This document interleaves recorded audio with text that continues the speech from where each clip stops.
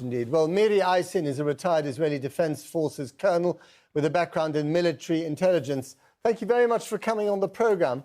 I wonder if you could just fill in some of the details that we're still missing about how this operation actually came to be today in the killing of Yahya Sinwar. I mean, we've heard conflicting reports. One was that they acted on intelligence, the Israelis, and the other one was that they actually just stumbled across him in this building.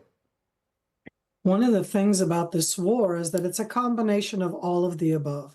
When we look at what Israel has done against Hezbollah targets up north in Lebanon, everybody sees a lot more the direct correlation between intelligence and the action. Inside the Gaza Strip is made up out of, aside from the 2 million people who live above ground, Hamas built underground those hundreds of miles of subterranean tunnels. And what the IDF has been acting inside for the last year almost is in slowly and systematically trying to dismantle and blow up the underground tunneling system, which is only for the Hamas terror fighters and for Yahya Sinwar, amongst others. So in this case, it was what you would call the systematic common going into trying to find both the terrorists themselves, the shafts that open down and under. And again, this is basically in accordance to what's been come out until now, is that they viewed terrorists inside a building, fired at the building. When they went inside, they found the three people. One of them was Yahya Sinwar, and thus ended Yahya Sinwar, who pretty much for the last year was subterranean underground. And you ask that question, and I go, 101 hostages. And I know that that's not the subject of the day right now, but that's the subject of the day in Israel, because the implications of Yahya Sinwar being killed is the opportunity to open up the door to the end of it, not just for the Palestinians, and my heart can go out to them, for the 101 hostages that Yahya Sinwar was holding in the Gaza Strip. Okay, but we've always been told that actually, you know, he would surround himself with these hostages, or some of them, as a human shield. And does it surprise you that there was no evidence of these hostages in the place where he was killed? If you remember, around a month ago, 6 hostages, one of them an American citizen, Paul and Goldman, were executed by Hamas 24 hours before Israel arrived at them. And it was very near, at least according to the reports that are coming out right now inside Israel, that it was very near where Yahya Sinwar today was killed. And I don't know this. I am just saying right now in the speculation that those 6 were near Sinwar.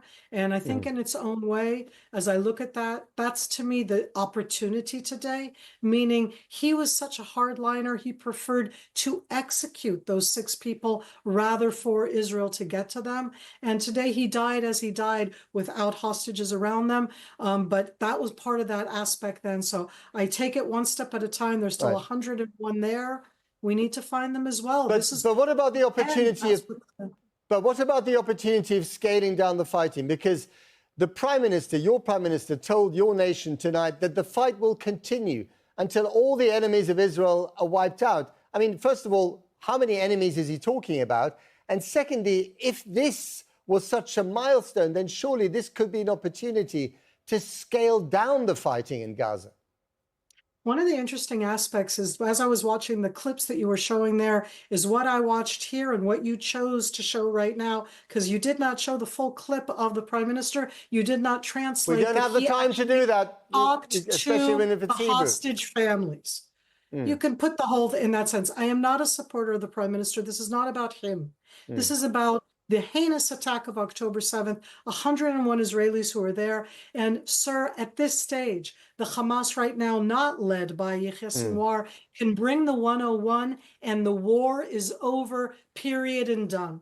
And it's as if nobody wants to say any of that, that the 101 hostages that have been held the whole time are a non-issue. I disagree with you. That the fact that Hamas... I never said, hold on a minute, I never said they were not, I never said they were a non-issue. I never said that. I spent a lot of time with these families. I was in Israel last week. I went to, you know, a number of demonstrations in their honor, in their memory. The argument, the question rather, I have is this: where's the political solution to this? Because all wars at the end of the day have to have a political settlement. I see no evidence of the government, your government, thinking about that.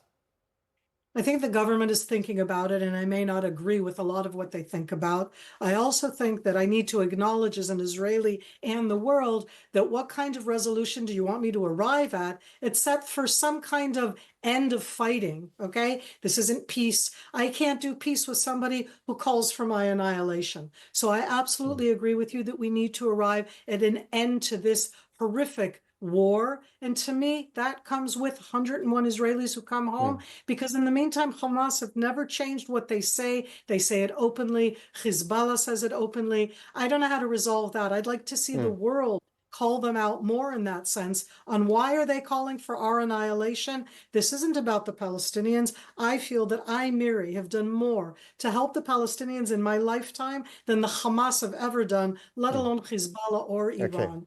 To pose it All as right. being about that is a challenge. We're going to leave it there. Miri, thank you very much indeed for your time.